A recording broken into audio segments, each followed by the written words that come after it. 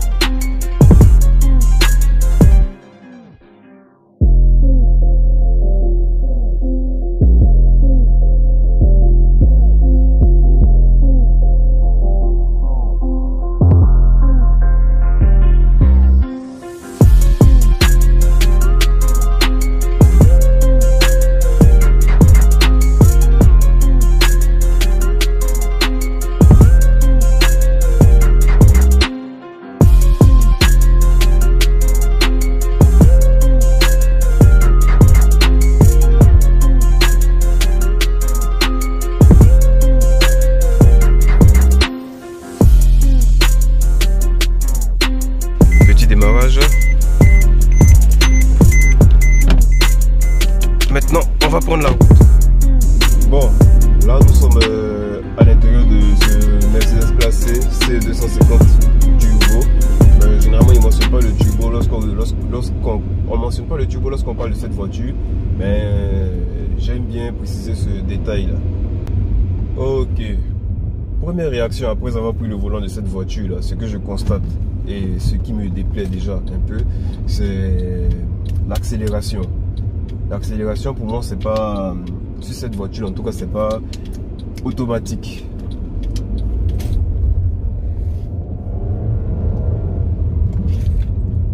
En fait pour ceux qui ont roulé pas mal de Mercedes de cette époque là, de 2002 à j'ai envie de dire 2007-2008, ils verront que supposons tu appuies brusquement sur l'accélérateur, tu as un décalage, ça dépend des modèles, hein, un décalage d'une seconde, d'une demi-seconde, c'est pas instantané comme sur les E46, chose que moi j'apprécie vraiment chez BMW. Là je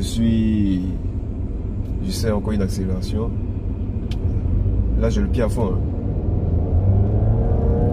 Et en fait c'est progressif. Mais bon, par contre, une fois qu'il est lancé, là tu es au top quoi. Avec son turbo, il continue de décoller. En fait, pour ma part, c'est encore mon avis. Le C250, je le positionnerai dans une gamme de voitures. Tu roules tranquille, tu es pépère, tu as des petits 200 chevaux en griffe et tu te fais pas chier quoi. Il fait son taf. Je suis un peu déçu par l'accélération, je m'attendais à mieux, mais bon, on est sur un 4 cylindres, enfin je m'attendais à mieux par rapport à cause de son turbo. Mais je constate que le turbo il déclenche environ 2500 tours, j'ai envie de dire 3000 tours. En tout cas à partir de 3000 tours, tu sens le turbo qui est vraiment d'attaque. Mais point positif, c'est une voiture qui est confortable, on n'est pas sur une classe E, on n'est pas sur une classe S, elle est vraiment confortable, elle a son minimum quoi, je veux dire. Et tu as les 5 passagers ne sont pas coincés et j'adore le toit ouvert. Le petit détail, pour moi chaque petit détail dans une voiture compte pour être à l'aise. Détails, gadgets, qualité de finition. Et là, comme je l'ai dit en début de vidéo, l'intérieur pour moi qui fait penser à la classe E, et c'est seulement sur les phases 2, le modèle restylé de cette voiture là. Le tableau de bord qui te fait penser qui est inspiré de la classe E. En fait, j'ai envie de dire, il fait juste son taf. Encore une fois, on est sur un 4 cylindres. C'est vrai, il a 200 chevaux. Attention, les routes bizarres d'Abidjan. On est sur un 4 cylindres. Donc, il fait juste le taf, quoi. Petite accélération tranquille comme il faut. Et puis bon, voilà quoi. Ne cherche pas à lui demander plus. Si tu veux plus, tu te prends un C300 ou un C350. C'est encore simple. Bon, on va essayer encore une accélération. Pied à fond.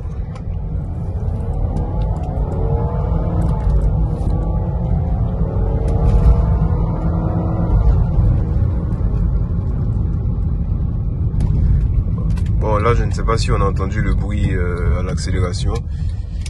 Il n'est pas mal. C'est ce que je dirais. Il n'est pas du tout mal.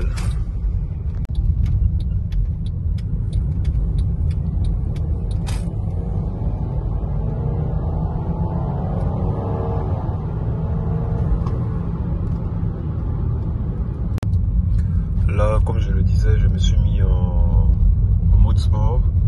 Mais je ne sens pas tellement la différence à l'accélération. Peut-être que, pardon, si je prends une grande voie, une autoroute, je pourrais voir la différence. Encore une petite accélération. Oh putain, j'ai le pied à fond. Il va traîner un peu d'abord.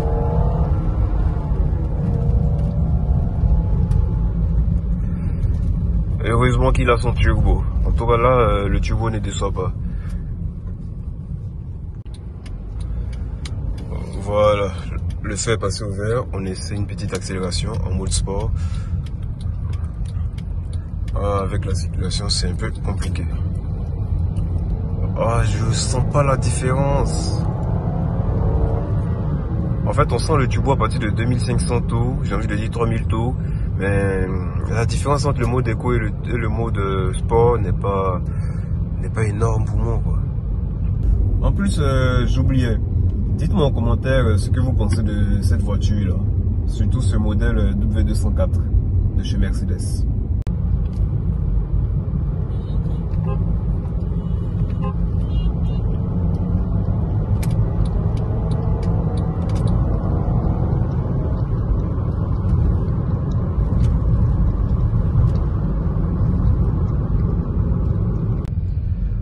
En fait, après, j'ai l'impression que c'est lorsque je suis à fond sur l'accélérateur, je le fais de façon brusque, qu'elle rame un peu, mais tu es obligé d'accélérer de façon progressive pour sentir normalement la voiture avancer, quoi. Cette accélération là me fatigue toujours, mais je pense qu'on s'y habitue. En fait, c'est un peu déconcertant. Lorsque tu veux effectuer une réaccélération, tu as l'impression que la voiture n'avance pas et tu es obligé de mettre un peu plus de pression à l'accélérateur. Bon, on va gentiment laisser passer les piétons. Là, j'essaie encore. En fait, même sur la W203, c'est pareil. Il y a un petit temps de latence. Ceux qui conduisent souvent les Mercedes pourront me le confirmer et pourront me dire, s'il y a des gens qui le savent, pourront me le dire pourquoi c'est le cas. Je ne sais pas ce que vous pensez de ce tableau de bord là. La phase 1 qui vient de passer. Je ne sais pas ce que vous pensez de ce tableau de bord là, mais moi je le trouve vraiment beau, quoi.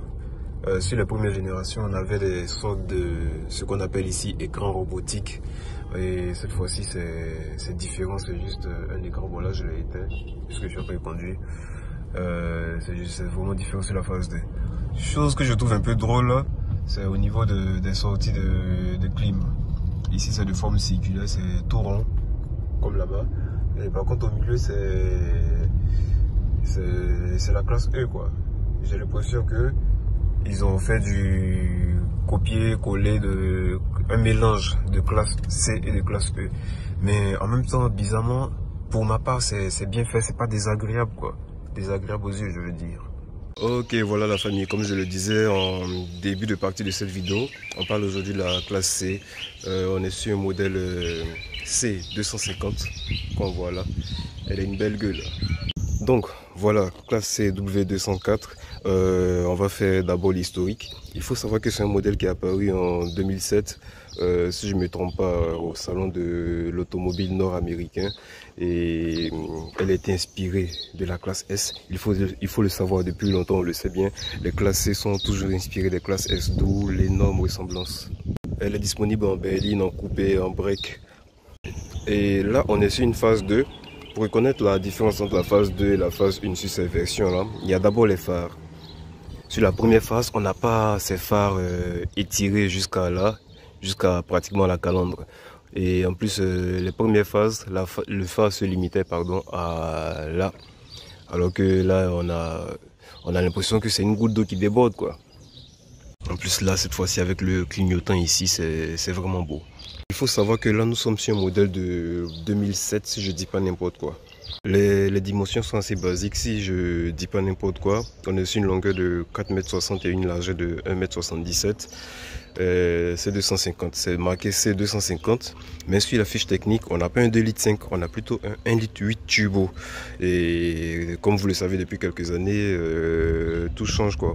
On ne peut plus suivre les dénominations marqué sur les voitures. Donc comme je disais, un 1,8 litre de 205 chevaux. Sur la fiche technique, il mentionne de 0 à 100 en 7 secondes avec une Vmax de 233 km/h. On passe à l'intérieur. Regardez un peu ce tableau de bord là-bas. Attends, je vais démarrer.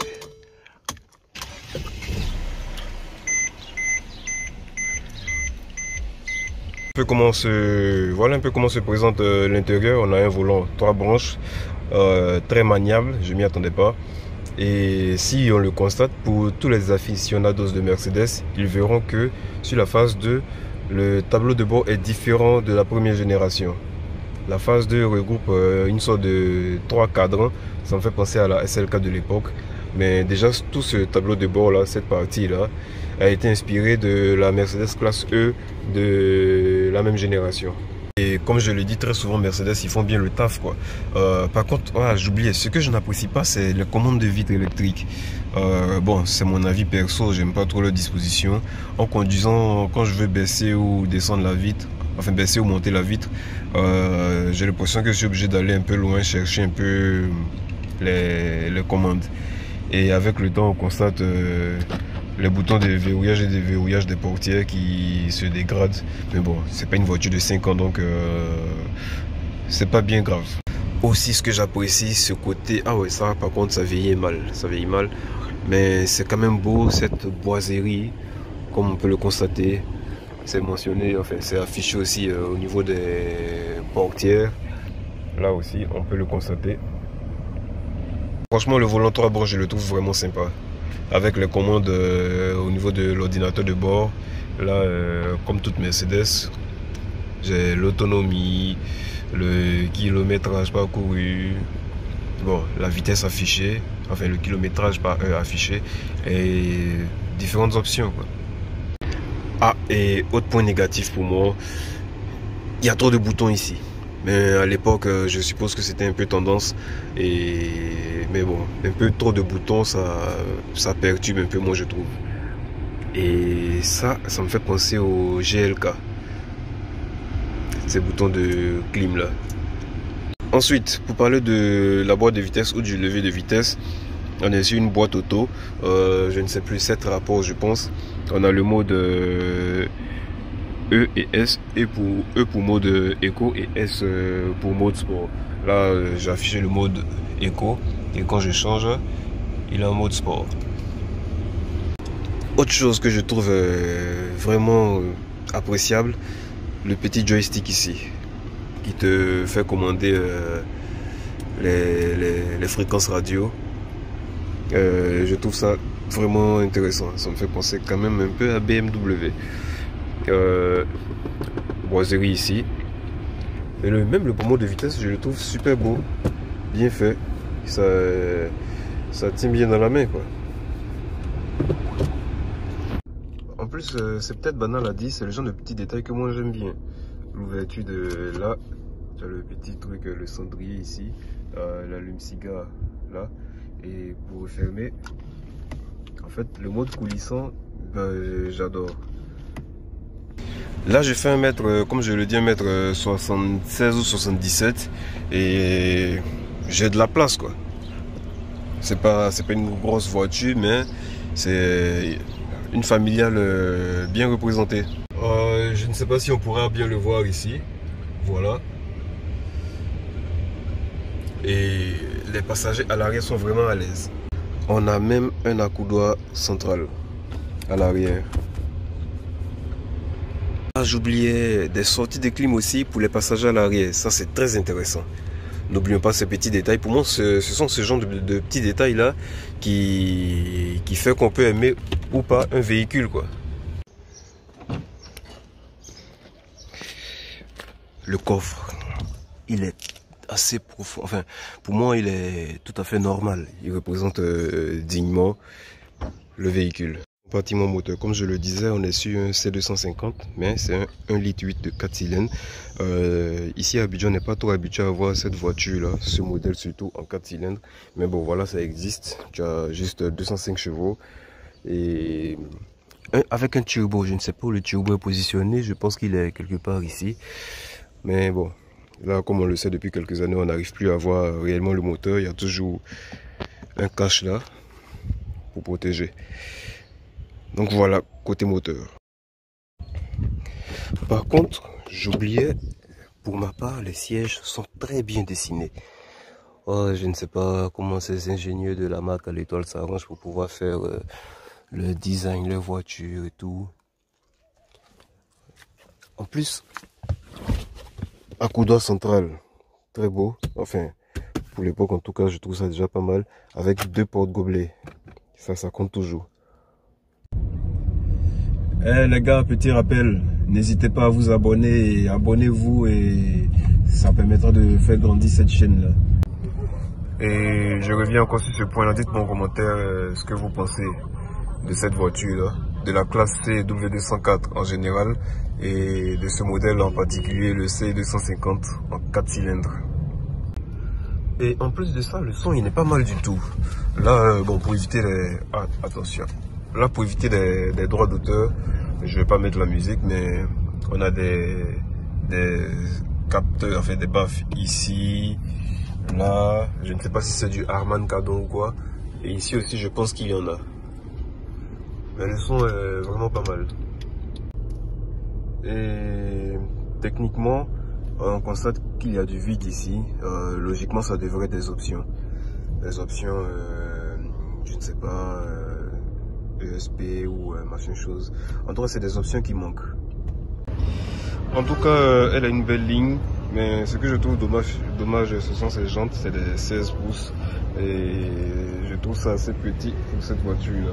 Des disques à l'avant et à l'arrière, sauf qu'à l'avant c'est des disques perforés.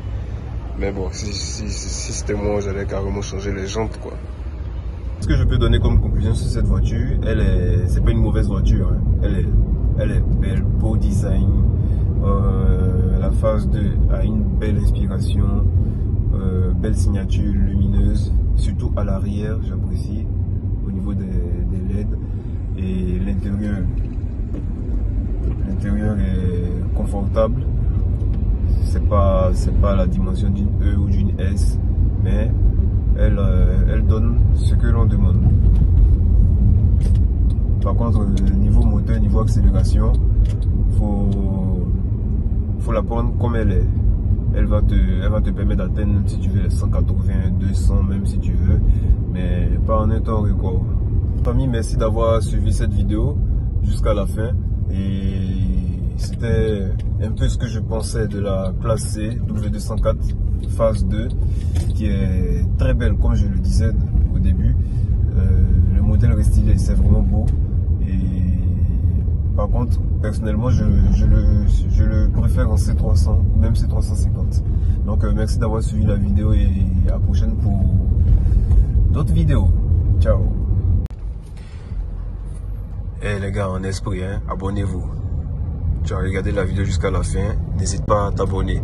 Et on fera encore d'autres vidéos. Ça fait grandir la chaîne.